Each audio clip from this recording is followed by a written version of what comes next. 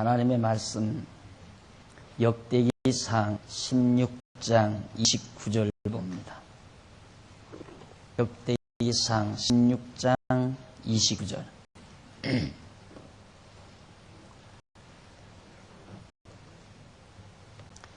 여호와의 이름에 합당한 영광을 그에게 돌릴지어다. 예물을 가지고 그 앞에 들어갈지어다. 아름답고 거룩한 것으로 여호와께 경배할지어다. 온 땅이여 그 앞에서 떨지어다. 세계가 굳게 서고 흔들리지 못하는도다.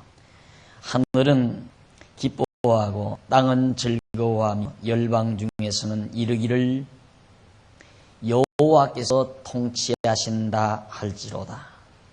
거기까지만 우선 봉독합니다. 지금 우리는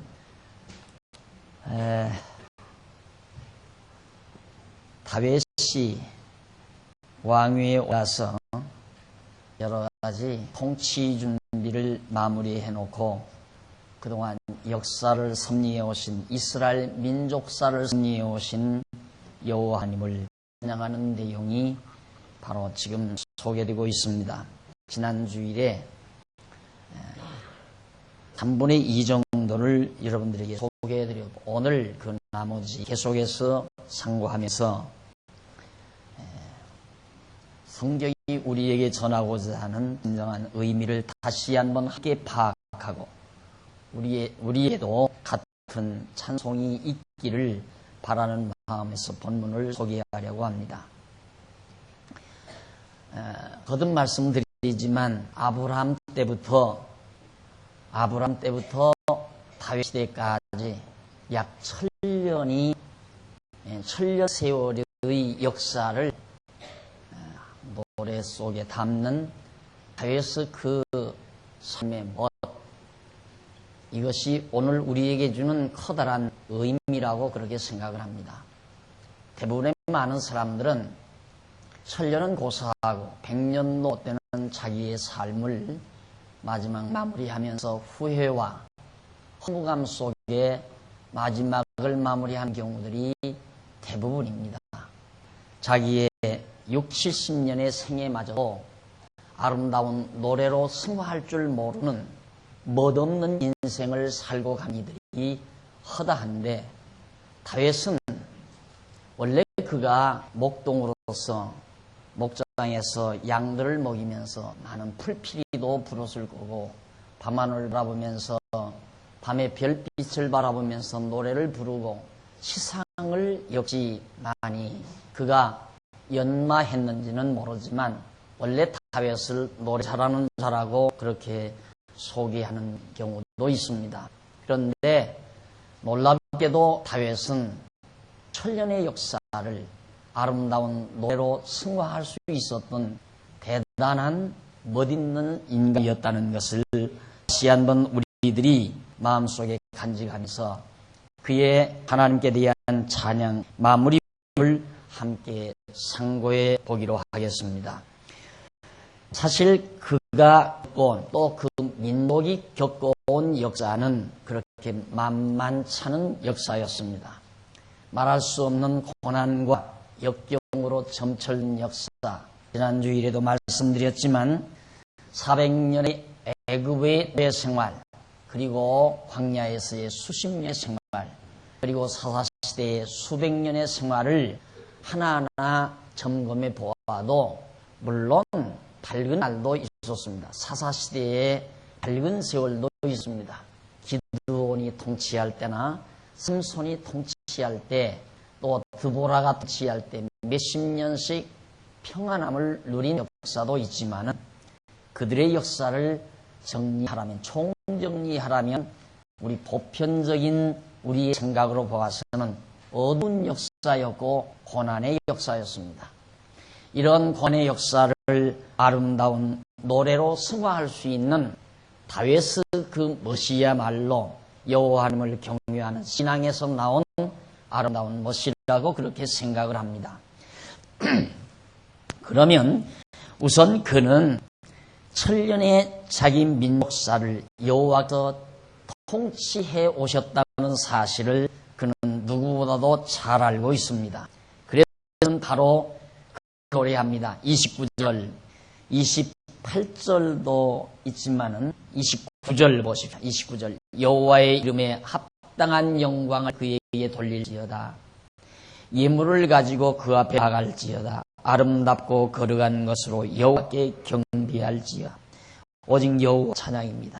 여호와께 찬양하고 여호와께 예물을 드리고 그의 이름에 영광을 돌려라. 온 땅이여, 자기 백성만이 아니라 온 지상에 있는 땅들, 지상의 모든 인류들도 바로 그 여호와께 떨고 온 세계가 굳게 서고 흔들리지 않는도다. 하나님께서 여호와께서 온 세계를 장악하시고 붙드시고 다스리시고 통치하신다는 뜻입니다. 그러면서 이제는 자기 찬양만으로도 만족지 못하고 31절에 보니까 하늘은 기뻐하고 땅은 즐거워하며 열방 중에서는 이르기를 여호와께서 통치하신다 할지로다.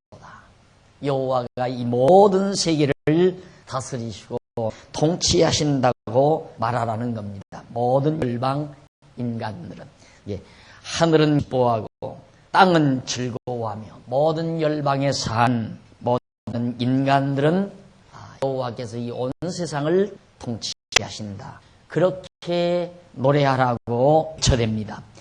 그러면서 32절 바다와 거기 충만한 것이 외치며 밭과 그 가운데 모든 것은 즐거워할지로다.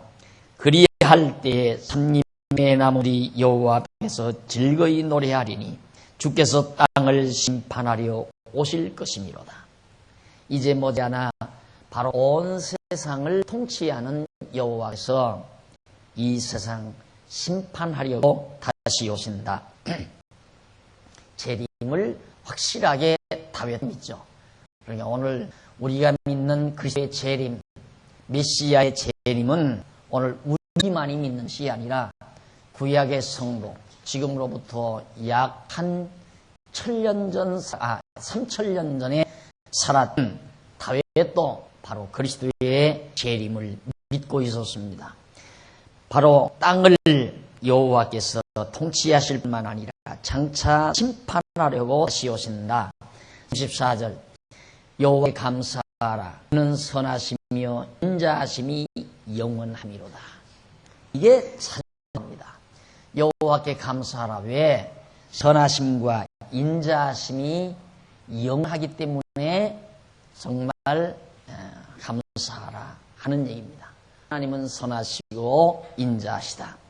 이 선하심과 인자하심은 하나님의 속성 중의 일부를 다윗이 노래하는 건데, 이 하나님의 선하심과 인자하심의 속성은 언약하시고 언약대로 이루신 하나님의 역사를 통하여 아주 정난하게 드러난 속성입니다.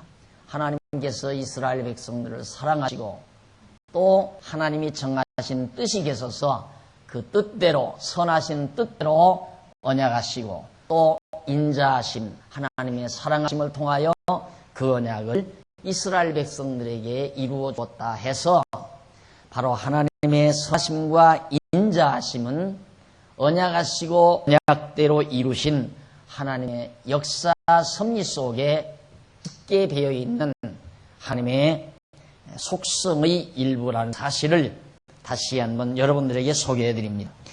그래서 자주 다윗은 여호와의 선하심과 인자하심을 노래하는데 영원하기 때문에 노래한다. 하나님의 선하심도 변질이 되고 하나님의 인자하심도 변질이 된다면 우리가 노래할 수 없지만은 하나님은 변함이 없다. 그의 한 번 선하신 뜻대로 정하신 또 변함이 없거니와 그 뜻대로 이루어 주시는 인자하심도 절대 영토록 변함이 없다. 다윗은 확신에 차 있었어요. 그럴 수밖에 없는 것이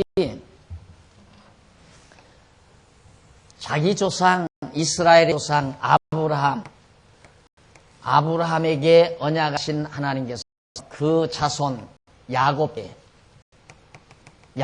때에 애굽에 가서 400년 종살이하고 430년이죠.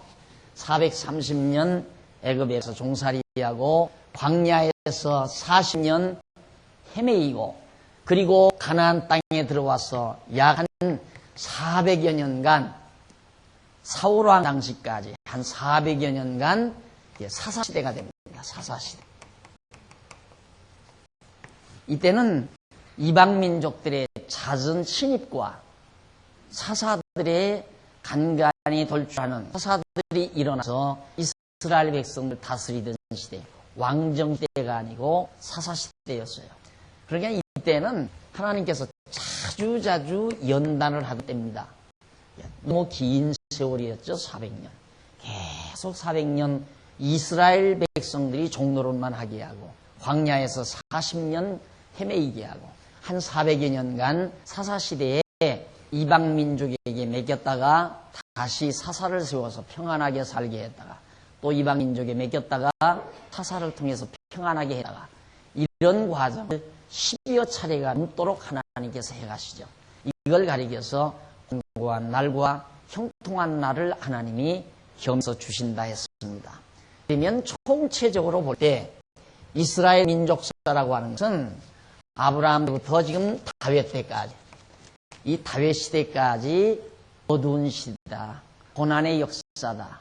고통의 역사라고 누가 말을 해도 누구가 정리를 해도 이스라엘 민족은 고난의 역사였다.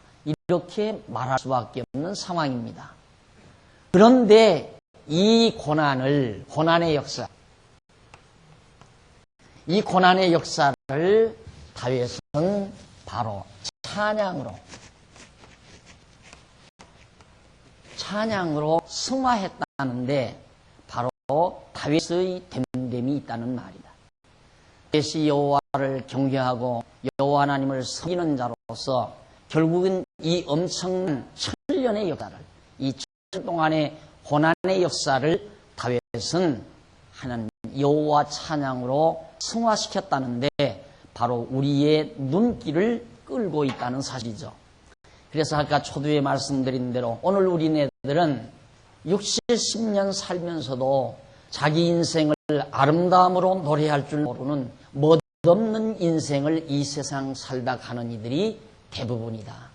그러나 다윗은 놀랍게도 천년 고난의 역사를 아름다운 노래로 승화할 수 있는 이 힘과 저력 그리고 멋이 바로 여호와 하나님을 아는 지식으로부터 나왔다는 사실을 우리가 깨달을 수 있습니다. 이유는 이 고난의 의미를 알기 때문이었어요. 이렇게 섭리하신 하나님의 의도를 알기 때문에 왜 하나님께서는 선하심과 인자하심이 영원하다. 하나님께서 아브라함에게 언약하시고 언약도 드디어 다윗 왕국을 세워서 다스리게 해주셨다. 오늘 이 영화가 이야기 위해서 이스라엘 민족에게 이 엄청난 다윗 왕국이 세워지도록 하나님께서 하시려고 이 천년의 역사를 이렇게 이끌어 오셨다는 사실을 다윗이 깨닫고 보니까 노래가 안 날 수가 없죠. 그래서 이 모든 세상은 여호와가 통치하신다. 여호와를 찬양하라. 선하심과 인자하심이 영원하다라고 그렇게 높이 여호와를 찬양하고 있는 겁니다. 35절 너희는 이를 우리의 구원의 하나님이여 우리를 구원하여 만국 가운데서 건져내시고 모으시사 우리로 주의 성소를 감사하며 성을 감사하며 주의 영예를 찬양케 하소서 할지어다. 이스라엘 백성들을 만국 가운데서 건져내셨다. 애굽에서 여기 400년 동안 애굽에서 종살이했잖아요. 이 애굽에서 건져내서 광야에서 살게 하시고 가나안 땅에 들어와서 가나안 족속도 전부 몰아내서 이 모든 민족에게서 하나님께서 이스라엘을 구원해 주셨다. 그 말이에요. 만국 가운데서 건져내시고 모으시사 이스라엘 자손들로 우리로 주의 성호를 감사하며 주의 성호 여호와라는 성호 언약대로 이루신 여호와는 거룩한 이름에 감사하며 주의 영예, 그 행하신 일로 인하여 드러내신 영예로움을 만방에 찬양하게 해달라. 그렇게 할지어다. 그러면서 36절 마무리 짓습니다. 여호와 이스라엘의 하나님을 영원부터 영원까지 송축할지로다. 바로 이렇게 역사를 섭리하신 이 여호와 하나님을 어디서부터? 영원에서 영원까지, 영원부터 영원까지 송축할지로.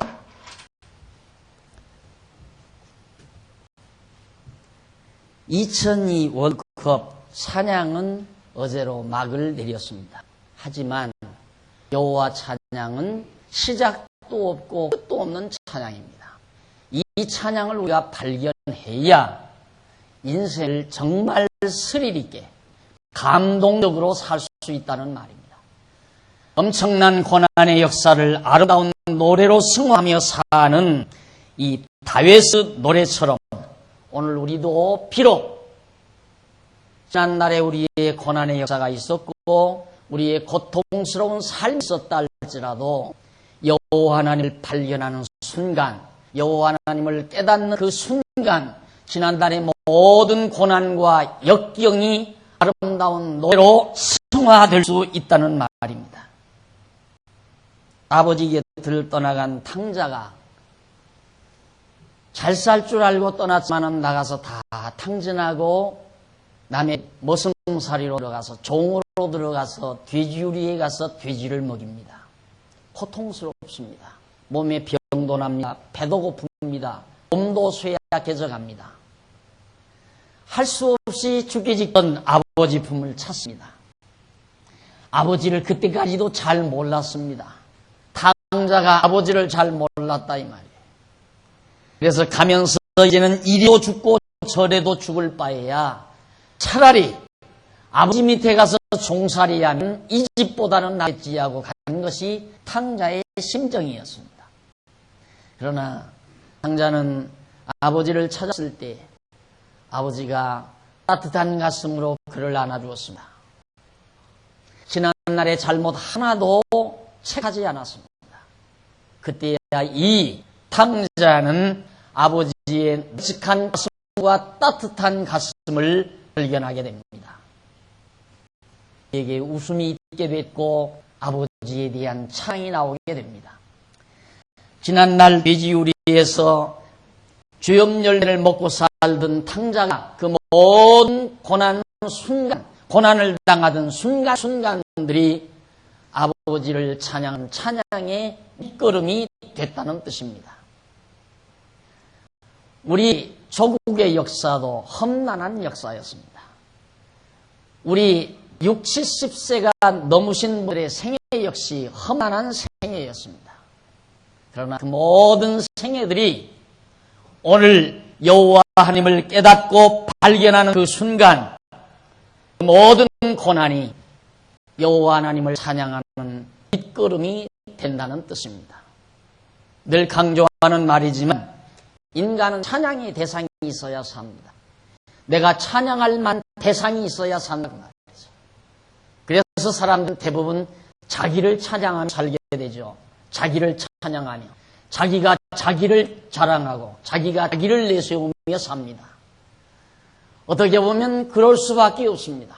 찬양의 대상이 자기 이외에는 없기 때문에 남을 찬양하기란 아쉽기 때문에 남을 찬양하지 않습니다. 그래서 이번에 우리 젊은이들이 난리를 친 이유도 신화처럼 느껴지잖아요. 항상 축구로 이름 내지 못한 나라가 갑자기 4강에 오르고 보니까 히딩크가 신처럼 느껴집니다. 그래서 히딩크 찬양을 하면서 그렇게 열광을 합니다. 그러나 그는 우리의 영원한 찬양의 대상이 아니죠. 젊은이들이 일생을 걸고 생명을 걸고 찬양할 만한 대상은 아니다 그 말이죠. 순간의 감정을 순화시킬 수 있는 한 방편은 될지 모르지만 인생 자체의 감정을 순화할 수 있는 근본적 해결책이 아니라는 뜻입니다. 오늘 우리는 흥분해야 삽니다. 오늘 우리는 감동이 있어야 삽니다. 인간이란 찬양의 대상이 있어야 삶의 보람이 있는 것입니다. 다윗은 그 대상을 올바로 찾았습니다. 누구를 찬양하며 살 것인가를 확실하게 발견한 자가 다윗 왕이었습니다. 그래서 천년의 역사를 용해서 그 고난의 쌀을 완전히 용해시켜 자기 마음속에 타오르는 찬양의 불꽃을 피우게 됐습니다. 그것이 오늘 우리가 들었던 이 말씀의 힘이라고. 오늘 우리의 삶을 완전히 녹이고 고통스러웠던 삶이었던 영광스러웠던 삶이었던 곤고한 날이었던 형통한 날이었던 이 모든 삶을 완전히 용해시켜 정말 내 마음을 흥분시킬 수 있는 내 마음의 감동이 젖어들 수 있는 찬송으로 승화할 수 있는 성도라면 정말 지혜로운 성도입니다. 그러지 못하고 하루하루의 삶이 짜증나고 근심과 걱정, 염려와 고통 이런 심정으로 하루하루를 보낸다면 찬양의 대상을 찾지 못해서 그렇습니다. 다윗은 정말 올바르게 역사도 볼 줄 알았고 올바른 세계관도 가지고 있었고 그는 올바른 신관도 가지고 있었습니다. 그것이 이렇게 벅찬 찬양을 들을 수 있는 다윗으로 만들어낸 것입니다. 이렇게 노래하고 영원부터 영원까지 한순간 반짝했다가 끝나는 찬송이 아니라 영원부터 영원까지 부를 수 있는 찬송. 이렇게 노래를 부르니까 모든 백성이 아멘하고 여호와를 찬양하였더라. 온 백성 그 지도자 다윗을 따라서 아멘 말씀대로 이루어지이다 그 말이죠. 아멘 화답하면서 여호와를 함께 온 백성들이 찬양했다는 것이 36절까지 소개됩니다. 그리고 계속해서 16장 37절로부터 그 이하에 보면 이렇게 소개됩니다. 다윗이 37절로부터 43절까지 보면 다윗이 성막에서 섬기는 임무를 각기 맡겨 섬기게 하는 내용이 거기 나오죠. 다윗이 아삽과 그 형제를 여호와의 언약궤 앞에 머물러 항상 그 궤 앞에서 섬기게 하되 날마다 그 일대로 하게 하였고 오벳 에돔과 그 형제 68인과 이두누 아들 오벳 에돔과 호사로 문기를 삼았고 대사장 사독과 그 형제 제사장들로 기브온 산당에서 여호와의 성막 앞에 모시게 하여 항상 조석으로 번제단 위에 여호와께 번제를 드리되 여호와의 율법에 기록하여 이스라엘에게 명하신 대로 다 준행하게 하였고 또 저희와 함께 해만과 여두둔과 그 남아 택함을 받고 공명된 자를 세워 여호와의 자비하심이 영원함을 인하여 감사하게 하였고 또 저희와 함께 해만과 여두둔을 세워 나팔과 재금들과 하나님을 찬송하는 악기로 소리를 크게 내게 하였고 또 여두둔의 아들로 문을 지키게 하였더라. 이에 뭇 백성은 각각 그 집으로 돌아가고 다윗도 자기 집을 위하여 축복하려고 돌아갔더라. 다윗은 자기가 하나님을 찬양하는 찬양으로 끝낸 것이 아니라 여기에 화답하는 모든 백성들을 다 임무를 맡겨가지고 전부 여호와 하나님을 섬기도록 했다. 감사할 자는 감사하게 하고 번제를 드릴 자는 번제를 드리게 하고 성전 안에서 다른 일들을 하게 할 자는 각각 맡긴 대로 노래할 자 노래하고 제물 드릴 자 제물 드리고 여러 가지 뒷수발이 할 자들은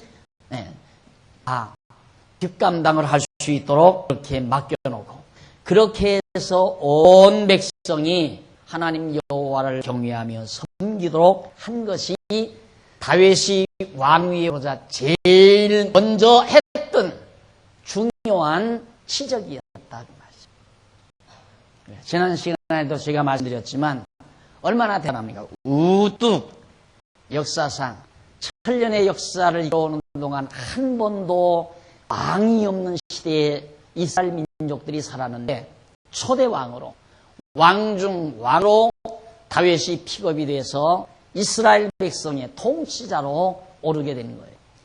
이만하면 자기 찬양받고 싶은 거 당연하잖아요.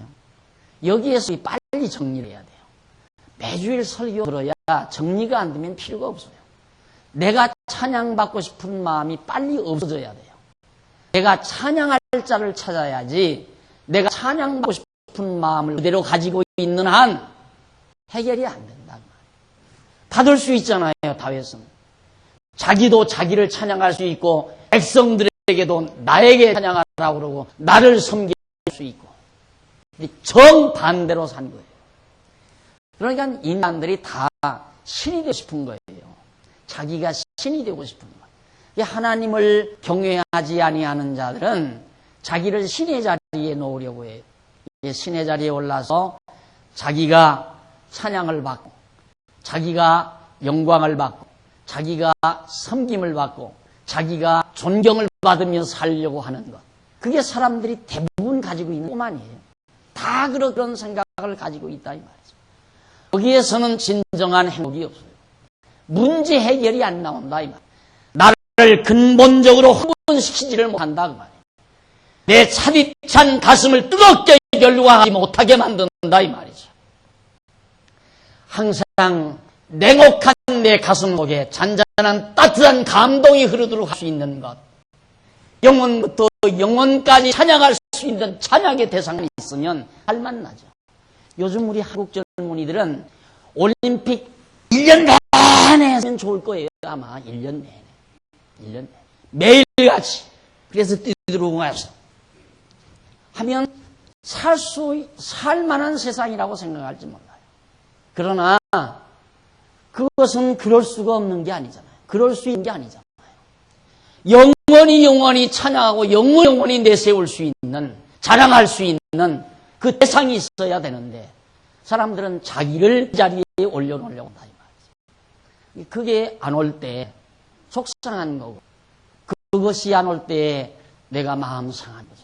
존경받고 싶은데 남이 나를 존경 안 해주고, 내가 찬양받고 싶은데 남이 나에게 찬양을 돌리지 않고, 내가 모든 사람에게 정말 위대한 인물로 드러나고 싶은데 그렇게 되지지 아니하되 절망하고 좌절하고 속상하고, 이것이 대부분의 인간들이라 이 말이죠. 그런데 다윗은 정반대예요. 전부 자기가 받아야 될 것, 인간적으로 보면 자기가 받아야 될 걸 전부 여호와께 돌리다. 찬양도 여호와께, 섬김도 여호와께. 지금 다윗이 모든 제사장들, 사람들을 전부 일을 맡겨서 이제 하나님 섬기는 일을 잘 해가도록, 날마다 그 일을 해가도록 일을 맡긴 것이 다윗이 왕위에 올라서 제일 먼저 해놓은 거라 이 말이죠.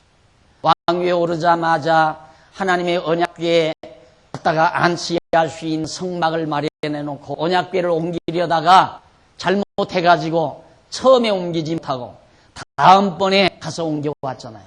옮겨다가 성막에 놓고, 그리고 번제를 드리면서 찬송을 부른 거라 그 말이에요. 천년 역사를 용해시켜서 하나님 앞에 정말 감동적인 찬양을 다윗이 돌렸다 그 말이에요. 그리고서 하나님 섬기도록 지금 모든 사람들에게 일일이 임무를 맡겨서 하나님 섬기며 살도록 그렇게 섭리하셨다. 그렇게 역사했다. 그것이 다윗이 제일 먼저 한 치적이었다는 겁니다. 얼마나 아름다운 인생입니까? 얼마나 멋진 인생이냐 그 말이죠. 하나님 찬양받는 것이 자기가 좋았고, 하나님 섬김받는 것이 자기가 좋았기 때문에. 그래서 다윗은 제가 늘 표현하기를 다윗은 왕이면서도 자기가 실제 왕이면서도 자기가 하나님의 백성으로 살았다는 말이에요. 자기 위치를 알아야 돼요. 사람이 자기 자리를 잘 알게 되면 내가 찬양할 자가 누구며 내가 섬김을 받아야 되는 건지 섬김을 안 받아야 되는 건지도 알게 되는 거죠. 사람이 이걸 자기 위치를 깨닫지를 못하면 남에 의해서 놀아요. 타인에 의해서 자기가 놀아난다 그 말이에요. 타인이 좀 박수 쳐주면 잘 척하고 올라가는데 타인이 깎아내리면 그냥 다 쓰러져 버리고 만다 그 말이에요. 자기 인생을 자기가 구축하는 게 아니고 남에 의해서 내 기분도 내 먼 인생도 타인에 의해서 결정이 돼버려요. 타인이 나를 인정해주면 내가 잘난 사람이고 타인이 나를 인정 안 해주면 나는 못난 사람이고 타인이 나를 인기 올려면 인기 높은 사람이고 타인이 깎아내리면 완전히 인기 절약되는 사람이고. 그래서 연예인들이 불쌍하다고 하잖아요. 연예인들이 일하는 게 잘해야 5, 6년 길어야 한 10여 년밖에 더 반짝 팽팽하고 고무렵 한 4, 5년 반짝하다가 인 떨어지면 완전히 막 추락하는 거죠. 못 사는 거예요. 못 살아. 그래 젊은 것 무슨 고민이 있어서 마약을 자꾸 하느냐 그 말이에요. 젊은 것. 이제 30 못된 새파란 젊은 것들이 무슨 인생의 고민이 있어서 마약을 해야 되느냐. 이유는 그것 때문에 견딜 수가 없어. 자기 인기가 추락하는 것 때문에. 그걸 견뎌내기 위해서는 그런 독약을 먹고 나야만이 견뎌내기 때문에. 다른 사람의 인기는 높아가는데 자기 후배의 인기는 높아가는데 내 인기는 자꾸 추락한다 이 말이죠.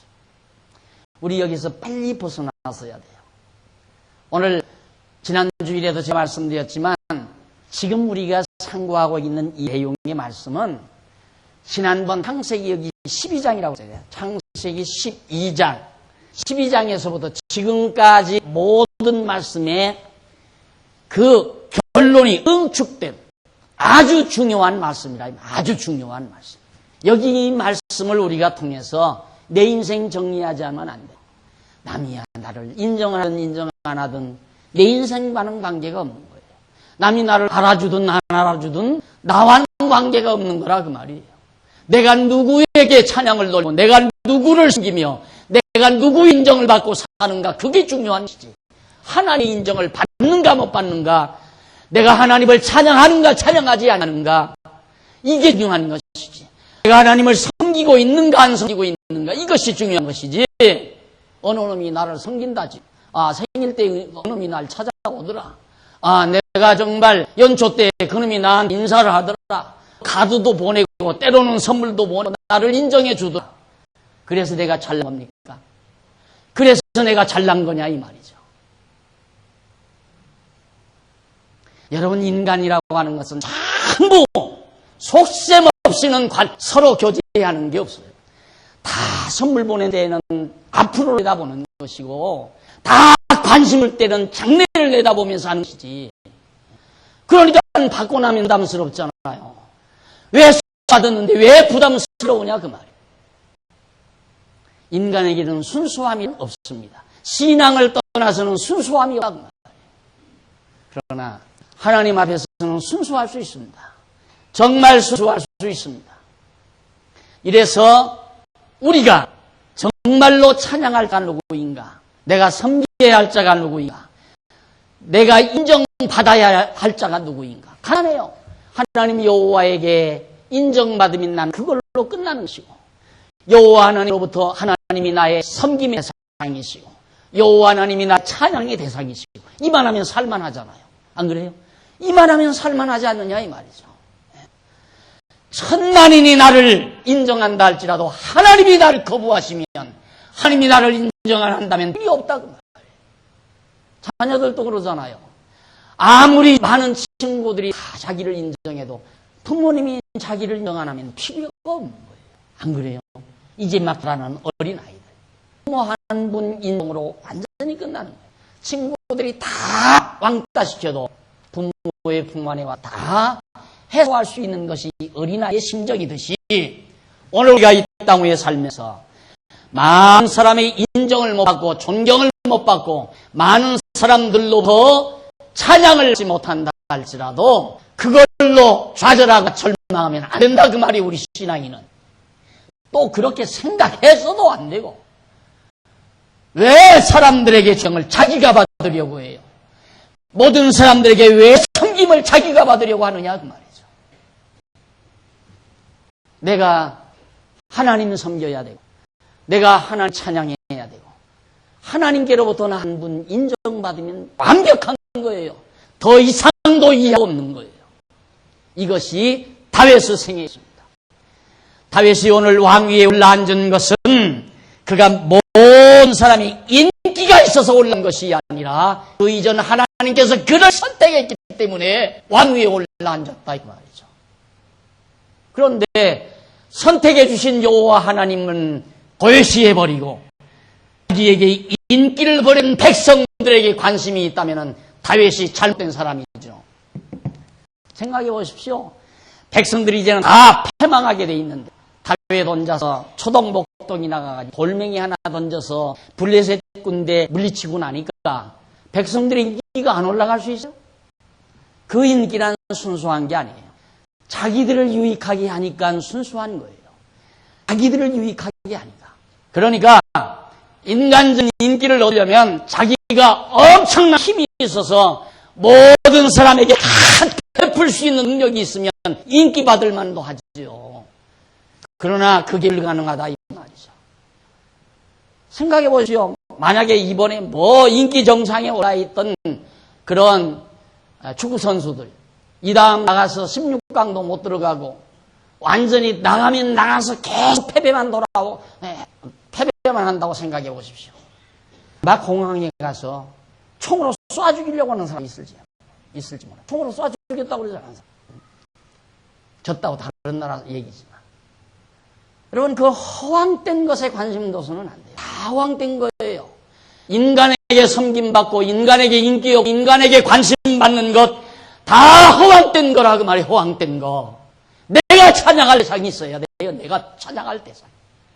내가 섬길 대상이 있어야 돼요. 그게 중요하다.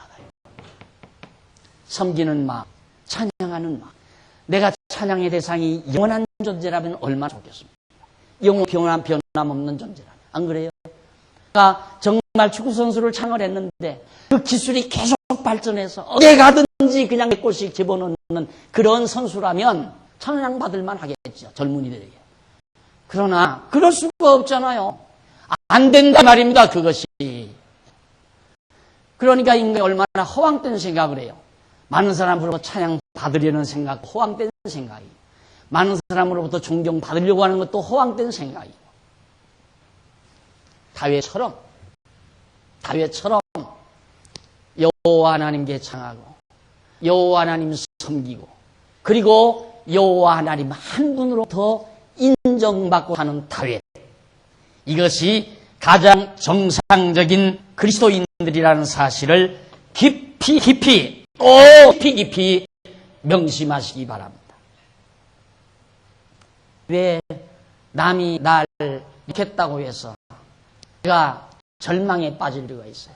안 그래요? 남이 나를 헛듣는다고 해서 내가 무엇 때문에 좌절할 필요가 있느냐 이 말이죠.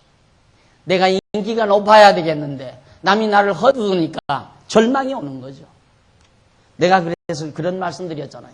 남이 날 욕하거든 아무 욕심 많은 사람이야. 맞아, 난 욕심 많은 사람이야. 욕심 없는 사람이 누가 있어? 다 욕심 있잖아요. 야, 그 아무개 나쁜 놈이더라. 그래, 나쁜 놈 아닌 사람이 어디 있어요? 이 세상 나쁜 놈 아닌 사람이 있어요? 다 나쁜 사람이에요, 모든 인간이. 나쁘다고 한 그 사람조도 나쁜 사람이라 그 말이에요. 인정해요, 그냥. 인기 없는 못된 인간 하면 못된 인간으로 인정해 버려요. 하나님 앞에 못된 인간이죠, 우리 다. 그것 때문에 절망하고 그것 때문에 속상할 건 뭐 있냐 말이죠. 오늘 다윗의 이 삶의 멋을 만끽하는 순간입니다. 다윗은 그렇게 살았습니다.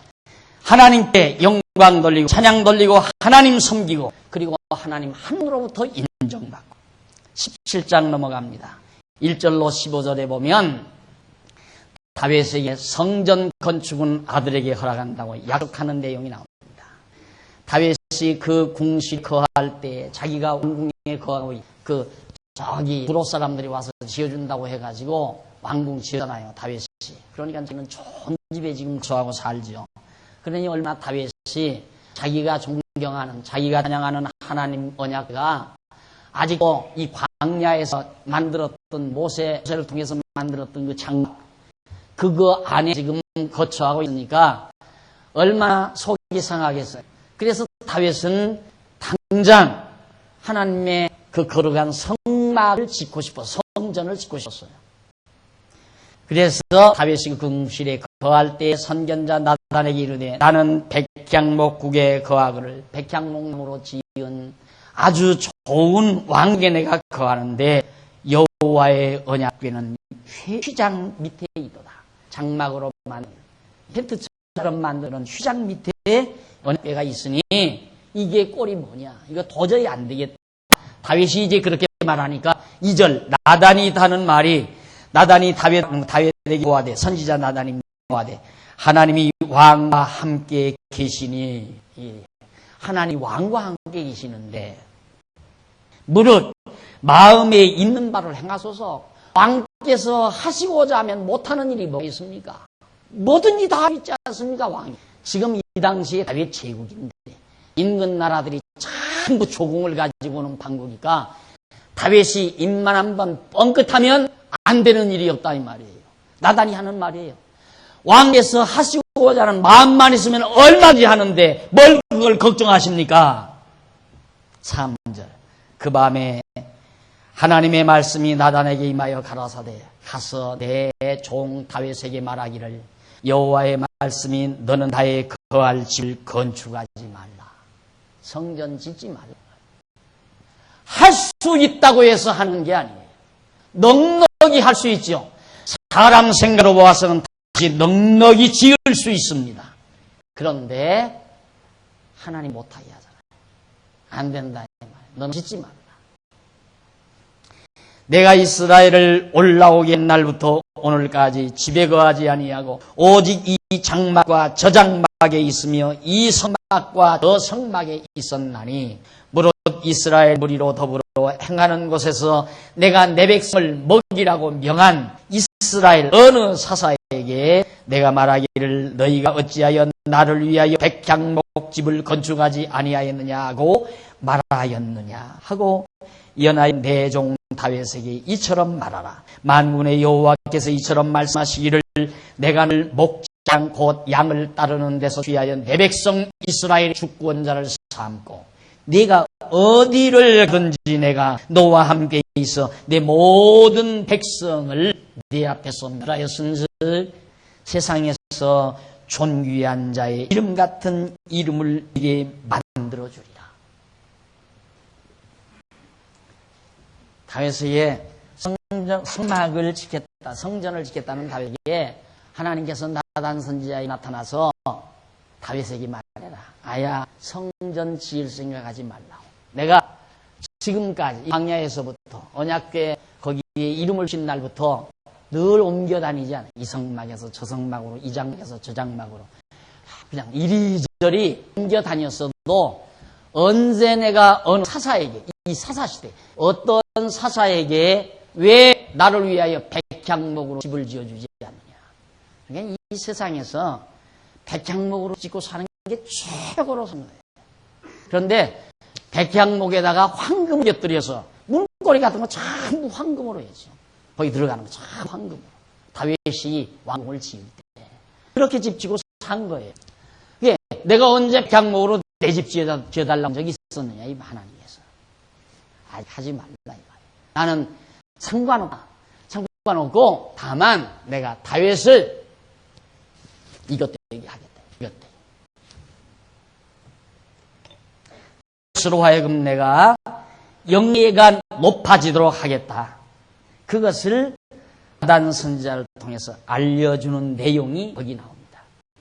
너 목장에서 저 들판 목장에서 약물이 먹이는 널 데려다가 하나님께서 정말 널 높여가지고 이스라엘을 위하여 한 이 왕을 삼아 주권자를 삼고 8절 네가 어디를 가든 내가 너와 함께 있어 네 모든 대적을 네 앞에서 멸하지 않았느냐. 바로 그게 여호와께 인정받는 것이 중요합니다. 천만인이 날 인정해봤자 필요 없는 거예요. 그분들은 조금만 자기의 유익지 않으면 다 떠날 사람들이에요. 모두 떠날 사람들이에요. 그러나 하나님이 인정하는 사람은 하나님이 세우신다.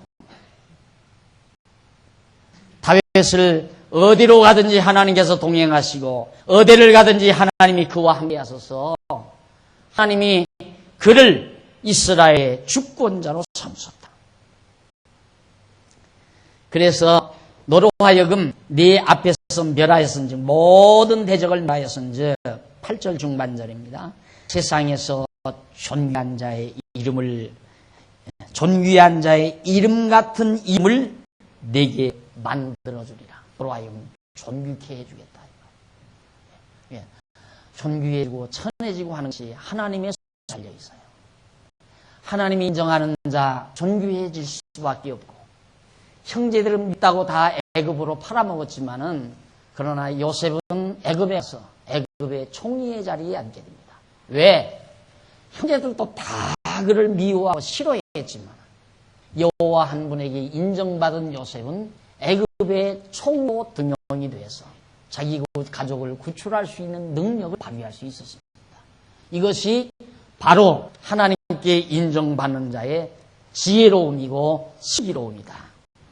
모든 사람의 인정을 받으려는 자에게는 여러 가지 가식이 있죠. 정말 불쌍하죠. 요즘 정치인들 보십시오. 백성들의 인기를 얻기 위해서 하루에도 몇 번씩 말을 바꿔야 되고 온갖 아첨을 떨어야 되고 어떤 사람은 시장거리에 가서 큰절하더라고요. 큰절.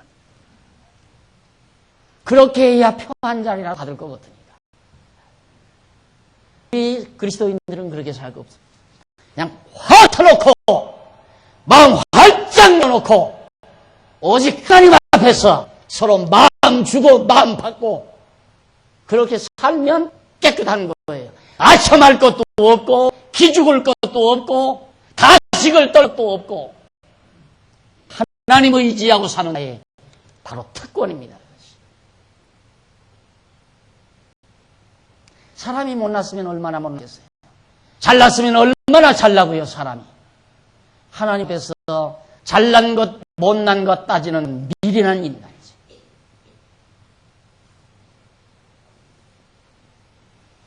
그래서 다윗은 선지자의 말을 또 듣죠. 9절에 보십시다. 내가 또 내 백성 하나님께서 계속해서 말씀해요. 내가 또 내 백성 이스라엘을 위하여 한 곳을 정하여 저희를 심고 이스라엘 백성을 한 곳 중에서 심고 저희 자기 곳에 거하여 다시는 옮기지 않게 하며 악한 이유로 전과 같이 저희를 해하지 못하게 하여 전에 내가 사사를 명하여 내 백성 이스라엘을 다스리던 때와 같지 않게 하고 내 모든 대적으로 내게 복종하게 하리라. 또 내게 이르노니 여호와가 너를 위하여 집을 세울지니라. 세 가지 약속이에요. 너로 하여금 존귀케 하고 첫째는 두 번째는 나라를 평온케 하겠다 이 말이에요. 지금까지는 이 사사시 평온할 날이 없죠. 계속 쳐들어오니까 적들이 쳐들어오니까 들어와서 탐망하게 되면 그때 막 아우성을 합니다. 그러면 하나님께서 사사를 하나 일으켜서 대적을 물리쳐서 평온하게 만들어요. 이런 시절이니까. 근데 이때와 같지 않다 이 말이에요. 이제는 감히 내 나라 아무도 쳐들어오지 못하게 하겠다 이 말이에요. 너희 나라를 절대 어떤 대적도 쳐들어오지 못하게 하겠다. 누가? 여호와 하나님. 앞으로 지금 보장입니다. 지난날의 역사를 아름다움으로 승화해서 찬양한 여호와를 찬양한 다윗에게 미래 역사도 아름다움으로 언약하시는 모습을 우리가 지금 여기서 살펴보겠습니다. 또 하나 있어요. 세 번째, 견고케 하리라. 이건 이름을 다윗 개인의 이름을 존귀케. 이건 나라를 평온케. 이건 왕가. 다윗 왕가를 견고하겠다. 이 다윗 왕과 너희 왕가는 절대 무너나지 않는다 이 말이죠. 네 아들이 왕되고 그 다음 네 아들이 왕되고 그 다음 손자가 왕되고 계속해서 왕가가 이어지도록 견고케 해준다. 이 세 가지 언약을 바로 하나님께서 다윗에게 해주죠. 그러니까 성전 지을 생각하지 말라 이 말이에요. 다윗이 찬양할 만하잖아요. 어찌 다윗의 하나님만 됩니까? 우리의 하나님도 된다. 어찌 다윗의 여호와만 됩니까? 오늘 우리의 여호와 됩니다. 오늘 우리가 남은 인생 오직 그분만 찬양하고 오직 그분만 섬기고 오직 그분에게 인정받으면서 당당하게 사는 모습, 이것이 우리 장안중앙교회 성도의 모습이어야 합니다. 이 성도의 모습을 갖추게 하시려고 하나님께서 계속해서 지금까지 말씀을 전하게 하신 겁니다. 바로 창세기 12장에서 지금까지 들었던 모든 말씀의 결론이다 이 말이죠. 여호와만 섬기고 여호와만 찬양하고 여호와 하나님께만 인정받고 여기에 미래가 보장되는 겁니다. 그래서 하나님께서는 이 약속을 너를 위하여 왕가를 세운다 이 말이에요. 집을 세우는 말은 집을 세울지라 내 수완이 차서 내가 열조로 돌아가면 다윗 내가 늙어 열조로 돌아갈지라도 내가 내 뒤에 내 아들 그 말이죠. 넷이 곧 네 아들 중 하나를 세우고 그 나를 견고케 하리니 저는 나를 위하여 집을 건설 것이요 나는 그의 위를 영원히 견고하게 하리라. 성전 짓는 거 걱정하지 말라. 네 아들, 네 아들 이제 너 다윗 널 이어서 왕이 될 거니까 그 아들을 계속 성전 지키게 할 거니까 너는 지을 생각하지 말라. 이것이 하나님께서 나단 선지자를 통해서 다윗을 권면한 내용입니다.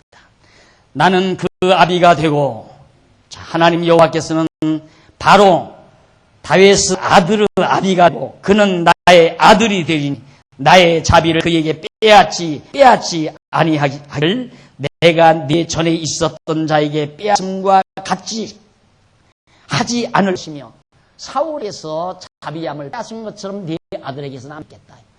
계속 하나님께서 사랑해 주겠다 이 말이죠. 내가 영원히 그를 내 집과 내 나에 세우리니 그위가 영원히 견고하리라 하셨다 하라. 바로 다윗 왕의 왕위가 다윗 왕가의 왕위가 영원히 견고해진다고 말하. 나단이 이 모든 말씀과 이 모든 묵시대로 다윗에게 고하니라.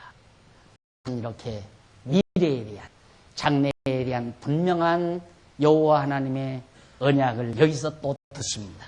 이것이 여기 언약이죠. 자 보십시오. 아브라함에게 언약한 것이 그대로 이루어지고 다윗에게 언약한 것이 그대로 장래를 통해서 이루어진다 이 말이죠. 어떻게 이루어지는가? 다음 주일부터 계속해서 다윗 왕과의 언약을 하나님께서 어떻게 이루어 가시는가를 다시 살펴보도록 하고 오늘 말씀을 위해서 줄입니다. 기도하십시다. 전능하신 하나님 아버지 은혜와 사랑을 감사합니다. 우리가 찬양할 자를 발견하게 하셨습니다. 우리가 섬겨야 할 자를 분명히 깨닫게 하셨습니다. 그리고 내가 인정받아야 될 자가 누구인가도 알게 하셨습니다. 하나님 아버지여, 다윗이 여호와만을 찬양하고 여호와만을 섬기며 여호와께만 인정받는 아주 멋스러운 이스라엘의 통치자가 되게 하심을 저희들이 배웠사오니 오늘 우리들도 그렇게 살 수 있는 힘을 주시옵소서. 전능하신 하나님 아버지여, 모든 것에 우리의 마음이 초연하게 해주시고 인간적인 것에 애달파하는 어리석음이 없게 해주시옵소서. 어두운 날이 온다고 해서 쓰러지거나 좌절하지 말게 하시고 광명한 날이 온다 해서 자고하고 오만 방자함을 떠는 미련이 없게 해주시옵소서. 어두운 날이든 곤고한 날이든 이 모든 것들이 여호와 하나님을 깨달아 경외하며 섬기게 하시는 하나님의 놀라운 섭리임을 깨닫고 날마다 삶 속에서 여호와를 경외하는 슬기로운 종들이 되도록 역사하시옵소서. 예수님의 이름으로 기도합니다.